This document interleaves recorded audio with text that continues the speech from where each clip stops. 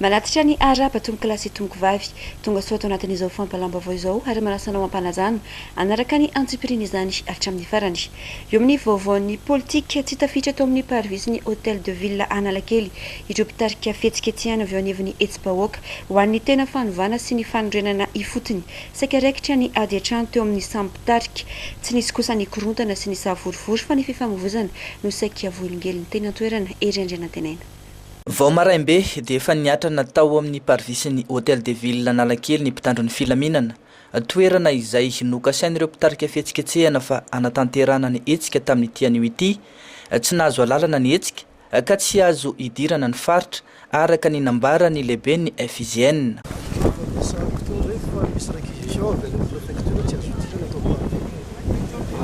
Fanatanterahana zay fotsiny mapetraka ilay eto zony baiko azoko avy aminy zay. Antsoan Tarby no voalazan'ny mpitarika fa nifandraisan'izy ireo tamin'ny prefetny polisy namela azy ireo anao tatitra fohy mandritra ny 12 minitra tsy nanaiky izany nefa ny mpitandron'ny filaminana izay nilaza fa tsy azo idirana ny faritra fa kosa azon'izy ireo atao ny fanaovana tatitra ivelany parvisy. Téléphone amin'ny commandement eto an-toerana zany ny préfet de police ahafahana miditra amin'ny parvis iresaka pendant 15 minutes maximum amin'reto olona reto ny fandehan'ny tolona mba handeha anazy ara-dalàna tsara. Tsy miantso anahy aloha izy hatreto fa ny taratasy tonga aty amiko dia réquisition fandrarana ny fidirana eto zay ny tonga eto amiko hatramin'izao fa nofanohatra amin'izay mbola tsy nisy. Teo no nanomboka ny tsy vitivian-kevitra teo amin'ny sampitarika ka saika raikitra ny fifamalinana ao ireo nanaiky fa atao ivelan'ny fatra voatondro ny tatitra ao kosa ireo nilaza fa tsy maintsy ao amin'ny parvisy no anaovana izany tatitra izany.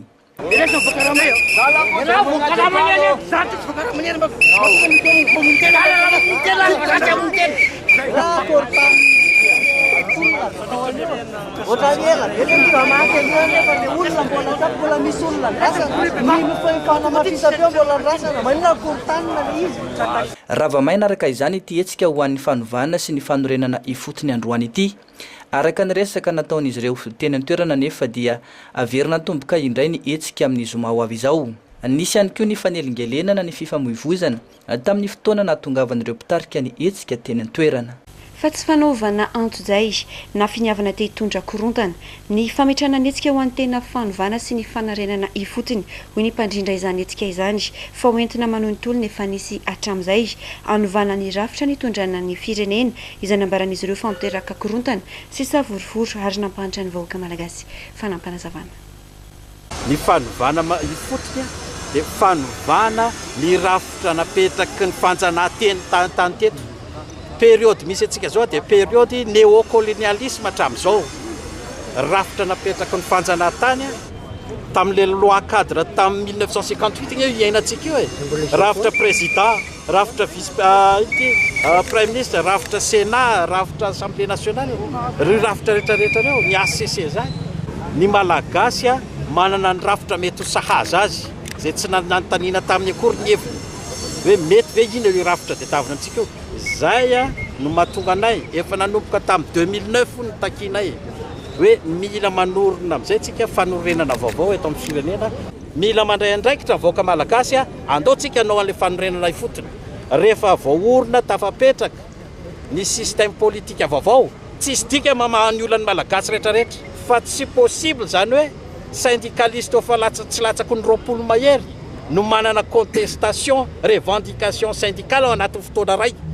dikan'izany tsisy fanjakana mandeha zany eto na ny jirama na ny transport na ny mpampianatra na ny mpianatra rehetra tsisy mandeha. Mijany amin'izay vaovao izay trandry ilaina ny fandriana-pirenena hoy kosa ny filohan'ny antenimiran-dolona sady filohan'ny antoko HVM Andriamatoa Rivo Rakotovao saingy tsy amin'ny alalan'ny fidinana an-dalambe no anaovan'izany na ihany koa amin'ny alalan'ny hetsika mety hiteraka korontana tsy misy afa-tsy ny fifidianana ny lalana amahana ny olana ka izay mpitondra lany araka ny safidim-bahoaka eo no anatanteraka ny fandaharanasany mifanaraka amin'izay paikady iveriny fa mahatsara ny fiainam-pirenena dia hoarantsika izay fanazavana izay.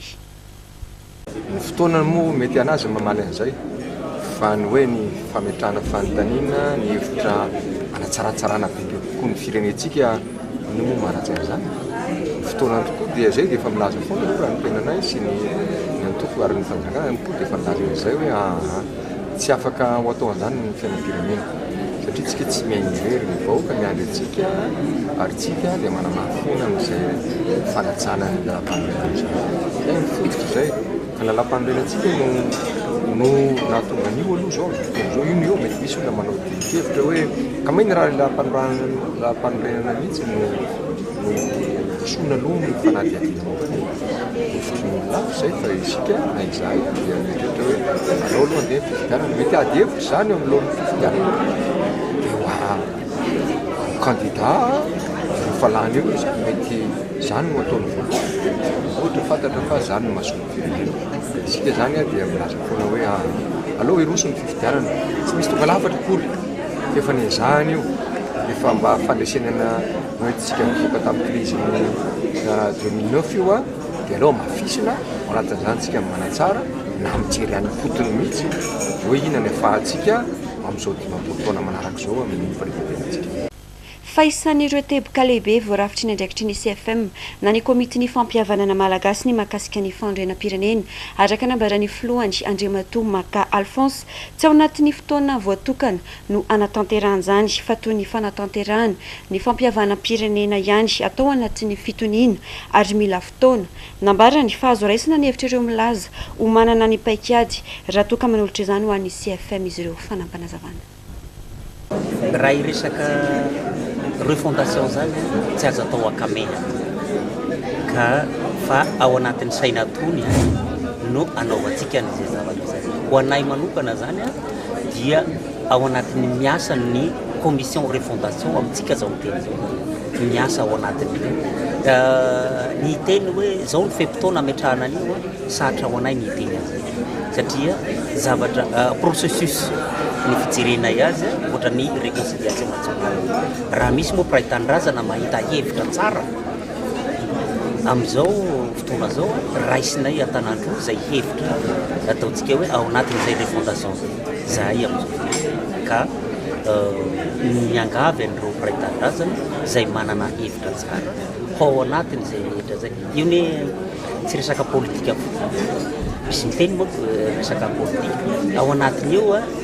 na ny resaka hoe fandaharam-pianaratsika misy éducation civique ohatra na ny resaka ny tantara eto amintsika eto zany ilana fandiniana daholo zay ny zavatra zany fa tsy hoe ro limitena fotsiny ao anatin'ny resaka politika resaka refondation nanao fifanaovatsy ny fifanarahanm-piara-miasa tamin'ny sony androany ny KMF Knoe fiarahamonim-pirenena misehatra amin'ny fifidianana votoatin'ity fiara-miasa ity ny fanaramaso ny fizotry ny fifidianana hatramin'ny fampiarana ny lalàna rehetra mikasika izany anana ratsa magaika manerana ny bureau mpifidianana rehetra eto Madagasikara ny KMF Knoe raha nambarana ny solitenany Tompitiana Sara. Isan'ny antoka ny fangararan'ny fifidianana ny KMF Knoe no izy fiarahamonim-pirenena misehatra manokana amin'ny fifidianana ary mbola no amafisiny izany tamin'ny fifanaovantsy ny fifanarahanm-piara-miasa teo amin'ny sy ny voamera malotena misahana ny fifidianana ny CENI isan'ny nojeren'izy ireo manokana moa ao anatin'ny fisotry ny fifidianana ny mahakasika ny fampiarana ny lalàna. Mazava ho azy fa ny voalazan'ny fitsipika amin'ny feny KMF Knoe no tsy miova. Ny KMF Knoe ao anatin'ny fanaramaso ny fifidianana zay ataony dia tsy mijanona ho manaramaso dia mijery dia mangina fa manaramaso ny zavatra rehetra hitanay fa tsy mifanaraka amin'ny tokony ho izy raha miteny tokony ho izy eto zany lalàna aloha ny voalohany indrindra fa ny anankiray akoatry ny lalàna dia hoe manahoana ny lalatsaina ahafahantsika mametraka firenena ao anatin'ny fitoniana sy fandriampahalemana izay lalatsaina no tenenako an'ilay hoe etika satria rehefa misy zavatra tsy mifanaraka amin'ny lalàna ary tsy mifanaraka amin'ny atao hoe etika tokony hiainana ao anatin'ny fitantanan-draharaha eto anivon'ny firenena indrindrindrindra ao anatin'ny zotram-pifidianana dia tsy misalasala mihitsy ny KMF Knoe iresaka ny mahakasika an'izany ary ny eritreretina hoe interlocuteur voalohany tokony iresahana dia ny CENI. Anana ratsa mangaika amin'ireo birao ny mpifidianana rehetra manerana ny nosy ny KMF Knoe ahafahany manao ny fanaraha-maso. Tsy maintsy na tsy nisy ary ty fifanarahana androany ty efa nahazo agrément ny KMF Knoe tsy tara mifakana agrément satria ny lalàna milaza an'izany efa nahazo agrément izahay na tsy nanao an'ity sony ity ary dia tsy maintsy manana solitena ny anatin'ny birao mpifidianana izay ahafahanay mandefa an'izany fa na izanaty zany a na mafisany ity sony androany ity moa zany a dia mazava loatra fa isy zay fisoloateny zay tanjona raha ny fanazavany no meny teo anivon'ny KMF Knoe hatrany ny sy ny fifidianana mangarahara sy ekendrehetra ary tena amoaka tokoa ny safidy marina avy amin'ny vahoaka.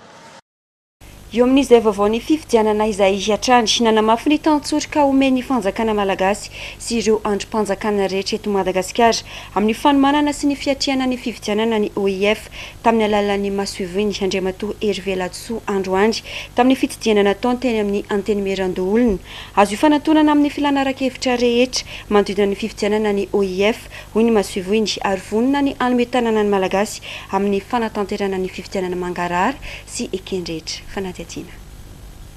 Taratry ny fakantoavany ny vondrona mampiasa amin'ny ampahana ambany teny frantsay na ny OIF ny sy ny fifidianana eto amintsika ny fanohana ny fanjakana malagasy sy ny androm-panjakana rehetra amin'ny firosona amin'izany. Androany nitsidika ny filohan'ny anteny Merandoolona ny fampiresaka momba izay indrindra ny Masoiviny OIF izay nilaza fa vonona ny iara-iasa amin'ny malagasy. Voilà, à la veille d'une consultation électorale très importante, la francophonie est plus que jamais engagée aux côtés de Madagascar pour faire tout ce qui est en son pouvoir avec d'autres aussi, d'autres acteurs de la communauté internationale pour que cette consultation se déroule dans les meilleures conditions le moment venu. Donc nous travaillons avec toutes les autorités mais également avec les acteurs de la vie politique malgache, les institutions parlementaires, les partis politiques aussi. Que tout cela se passe le mieux parce que c'est, je crois, ce qui aidera le mieux le pays à avancer. Tsy tsara ny anjara toeran'izany Madagasikara anatin'ny OIF voalazana teo. Misy amin'izao fotoana izao zany ny tena resaka teo amin'ny resaka fifidianana.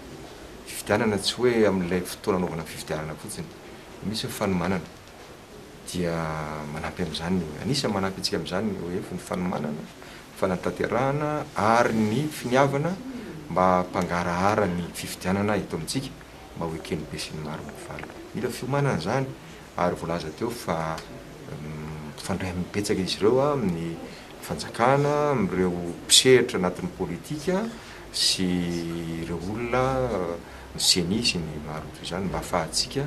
mana fifidianana zany dia manamafy fa irosa amin'ny fifidianana antsika. Délégation namafonja moa izy ireo no nitsidika ny filohan'ny anteny Merandoolona androany tetỳ amin'ny lapamaitso nanosy. Vaovao ny fampianarana nanao fikianandoha ny amin'ny fanapakevitra ho raisiny manoloana ny olana amin'ny sehatry ny fampianarana amin'izao fotoana izao ny Saint-Pama na ny sindikany Panabe. Izy ireo moa izay tsy isan'ireo sindikany mpampianatra tsy nahenoana teny firy tao anatin'ny hetsika lavarendry ataon'ny mpampianatra saingy nilaza ho miray feo tamin'ny mpampianatra. Anarivo ny mpikambana ao amin'ny Saint-Pama manerana ny nosy Karampitso mandritra ny famaranana kongresy ataon'izy ireo ao anatin'ny roa andro no anapahana iverina mpianatra na tsy izy ireo. Araka ny efa hita sy tsapa amin'izao fotoana izao dia efa mizarazara ny sandika hivondrona ny mpampianatra amin'ny sekolim-panjakana eto amintsika. Ao ireo nitarika namana hiverina mpianatra toy ny hetsika tambarina andrina. Ao koa ireo miziriziry tsy hiverina mpianatra raha tsy mivaly avokoa ny fitakiany toy ny FM2F. Fa ho an'ny Saint-Pama isan'ireo sandikany mpampianatra elany orenana indrindra dia ao anatin'ny fakakevitra ireo mpiray fikambanana aminy mianaka manerana ny nosy tafavory eto Antananarivo izy ireo amin'izao fotoana izao. Ao anatin'izay fanapakevitra amin'ny verenana mpianatra na tsy izay na izany azy tsy eken'izy ireo ny famitahana ireo ray aman-dren'ny mpianatra ataony eo anivon'ny ministeran'ny fanabeazam-pirenena milaza fa efa maro ny sekolim-panjakana misokatra manerana ny nosy satria mifanohatra amin'izay no hitan'izy ireo tao anatin'ny fitetezam-pasitra nataony. Aminareo faritra izay nilalovana rehetra sy amarinina ho an'ny mpampianatra Panabe dia mbola mikatso mihidy ny akabetrany zay tsy hiteny zato isan-jato. Fa raha ny akabetrany amin'ireo nilalovana afaka manaprofony zany midina amin'izany toerana lehibe ministera. Fa ny mampalahelo moa zany ny amin'ny aina aman-jery sasany ny avoakan'ny mpitondra zakana amin'ny ministera anay zany dia hoe efa miverina daholo ny sekoly sahala mamitaka ray aman-dreny ihany zany aminay. Ivoakato daholo ny zavatra rehetra nampijaly andreo mpampianatra reo zany satria na tonga solotena ray na roa isaky ny faritra izay ato tena complet mihitsy ny faritra 2020 ato. Marina zany efa nisy tokoa ireo volavolana na projet de loi nataon'ny Saint-Pama fa mifanohy amin'iny zany zavatra ataonay ty tsy mifanipaka fa mifanohy dia ho hitatsika eto rapitso satria tena anatin'ny fotoana tanteraka mihitsy zay a dia ho hitatsika eto ny valiny rapitso hoe inona zavatra ho tapaka ao. Lafim-baovao hafa tanteraka kosa indray fampiroboroboana sy fampivoarana ny kalitao ny hazan-dranomamy eto amin'ny faritra Analamanga no antony sy ny tetikasa ampina karakaraina eo anivon'ny MPE na ny malagasy professionnel de l'élevage. Tetikasa entina hanatsarana ny vokatra hazan-dranomamy amidy eny an-tsena sy ny mba hitadiavana lalam-barotra ary koa mba hitandrovana ny fahasalaman'ny mpanjifa. Entina natanteraka izany dia nanamboatra kit d'hygiène izy ireo izay aparitaka eraky ny tsena mba ahafahana mahazo izany kalitao tsara izany. Fanaozana drakoto sy tsorakoto armanga. Elo miaro amin'ny masoandro, latabatra mora sasana sy bidon fasina rano anasana tanana, ireo ny kit novokariny teo anivon'ny MPE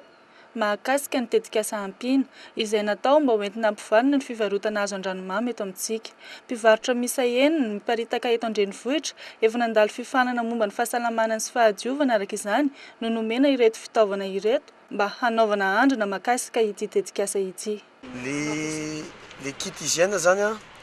fitambarana fitaovana maromaro izy. Eo moa zany resaka hoe ahoana ny arovana amin'ny masoandro. Zay zany mahatonga misy parasolo ohatry zao ty, misy LB ohatry ty. Misy koa ahafahana hoe aiza no ametrahana ny trondro. Indraindray manko sasany iny amin'ny tany no ametrahana ny trondro avy ny orana misy ny fotaka dia miakatra ny fotaka maloto le trondro hoan'ny mpanjifa. Dia zay zany mahatonga hoe aleo atao ambony latabatra le izy, latabatra azo sasana. Zay mahatonga ny latabatra kalva aorianantsika io. Misy koa ny resaka fitaovan'le olona sy le tanan'le olona. Mila manasa tanana izy satria mikirakira zavatra hoanina amin'ny vantana. Dia zay zao mahatonga an'le hoe misy ny bidon anasana tanana, asina rano anasana tanana. Hatreto moa zany satria andrina le izy dia mbola mpivarotra trondro enina no azo an'le kit. Fa ireo enina reo efa nandalo dingana maromaro vao tonga amin'le hoe nomena kit izy. Efa nahazo formation reo momba ny hygiène, hoe ahoana ny hanatsarana ny kalitaon'ny trondro. Aoriana fahazahoan zareo an'izay formation zay zany zareo vao afaka nangataka hoe zay mba omeo fitaovana ahafahanay mampiseho hoe zao ny trondro, zao ny toerana tokony hamarotana trondro. Dia zay zany olona ena zany zareo miparitaka erany Analamanga. Misy hatrany Avilo io, hatrany Ampandrana sy Besarety misy an'izareo daholo. Fa 900 ireo mpivarotra hazan-dranomasina eto amin'ny faritra Analamanga no tsy manara-dalàna amin'izao fotoana izao. Maro amin'izy ireo no tsy manaraka ny fenitra takiana amin'ny fivarotana azy ireny izay mety hitarika ny fahasimbany ary indrindra mitondra fiantraikany-dratsy amin'ny fahasalaman'ny mpanjifa. Araka izany, tokony samy mandray ny andraiky ny tsirairay ahafahana manana vokatra tsara kalitao sy ny mba hisoroana ny mety ho voka-dratsy rehetra. Fanampanazavana. Nanomboka tamin'ny volana aprily zany ny teto amin'ny fiadidy partenariat transonjona Analamanga dia efa nanomboka nanisy ireo mpivarotra hazan-drano eto amin'ny faritra Analamanga. Io zany distrika nanomboka tany amin'ny distrika Ambohidratrimo, distrika ny Atsimondrano, Avaradrano dia teo ihany koa ny Ambohidratrimo, Avaradrano, Atsimondrano ary Antananarivo renivohitra. Hita tamin'izany fansana zany fa maro ny tsy manara-dalàna satria ny fanokafana n'izany fivarotana hazan-drano zany dia ilaina fahazahoan-dalana ary ny fiadidy partenariat transonjona Analamanga no manome ny fisokafana izany fivarotana hazan-drano zany. Amin'izao fotoana zao nefa dia hitantsika ny fahabetsahan'ireo mivarotra ambony latabatra ireo hazan-dranomasina izay efa avy nampangatsiahana zany dia amidy indray ny ambony latabatra izay tsy misy fepetra araka ny tokony izy zany. Ary izay zavatra zay zany zay ny antony nahatonga anay hoe niditra teny amin'ny toeram-pivarotana mihitsy nanisy hoe izy amin'ireo ny manana fahazahoan-dalana, izy amin'ireo tsy manana fahazahoan-dalana. Hatreto aloha dia ny 900 mpivarotra hazan-drano zany dia mbola tsy manana fahazahoan-dalana. Fepetra takiana aloha dia ny fivarotana trondro zany misy karazany roa. Eo le fivarotana trondro Akalamanjana zay hoe ilaina an'izao mila elo tsy tonga zany dia danahan'ny masoandro izy dia ilaina ihany koa ireo fitaovana vitsivitsy toy ny hitantsika eto zany ilay fitaovana fasina rano ahafahana midio zany arak'izay tokony izy dia ny latabatra izay azo sasana madio tsara. Izay izy raha ity ivelany. ny eo anaty trano kosa dia araky ny hitatsika amin'ireny poissonnerie be da be eto Antananarivo reny dia misy ny congélateur dia misy ihany koa zany hoe tokony ho carreau zany ilay toerana amarotana zany trondro zany iarovana zany amin'ny dia eo ihany koa ny fanaovana saron-tanana zany hoe les gants. Misy hatrany tsenam-boky eny an-tsena amin'izao fotoan'izao na dia efa ao anatin'ny fanomanana tanteraka ny fanadinana sika amin'izao fotoan'izao ny tahotra amin'ny amin'ny mety tsy sy ny fanadinana ny fasahirana ny ray aman-dreny no voalaza fa antony lehibe mitarika izany raha nambaran'ireo mpivarotra sendranay ny vidiny kosa nefa tsy niova fa nijanona tamin'ny mahazatra ihany fanadiadiana. Singa iray mitondra vokatsoa ary manampy betsaka amin'ny fanovozam-pahalalana ny boky. Tsy mahasarika ny ankamaroan'ny olona, indrindra ireo ray aman-dreny mampiananjanaka intsony anefa ny fanjifanjany, indrindra amin'izao toetra raha misy eto amin'ny firenena izao. Ao anatin'ny fanomanana ny fanadinana tahaka izao no mampandeha ny tsenan'ny boky. Raha ny fanazavana ireo mpivarotra, saingy tsaraka izany no zava-misy, zara raha malafo anatin'ny iray andro, na dia tsy niova tamin'ny teo aloha aza ny vidiny. Ny tahotra ny amin'ny tsisy ny fanadinana amin'ny ity taom-pianarana ity, fa ihany koa ny tsy fampiny fahefa-mividy sy ny sahiranana no voalaza ho anton'izany raha ny fanazavana trandry. Misy tena mbolazo tsy mandeha boky misy fiantraikany amin'ny sakin-tsena betsaka zany dia tsy fianarana tanatra lokomboana satria mbola misaina be ohatra ny ahoana misy tsy misy fanadinana zao zao zany vanim-potoana fanadinana manakaiky ohatr'izao tokony mamandeha dia tokony hoe sy arak'izay teako hoe mijanona ny fampianarana reny tsy mividy boky fianarana mihitsiny izy koa tsy manana fondaram-potoana hoe dia hampianatra ny zanany zany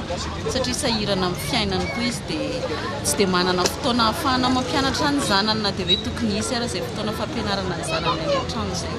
fa ny olona manana fahefana afaka manatanteraka ny zany ihany no manao an'izany mety mividy boky izy misy éducation misy fianarana kilalao jeu amin'ny ankizy ireny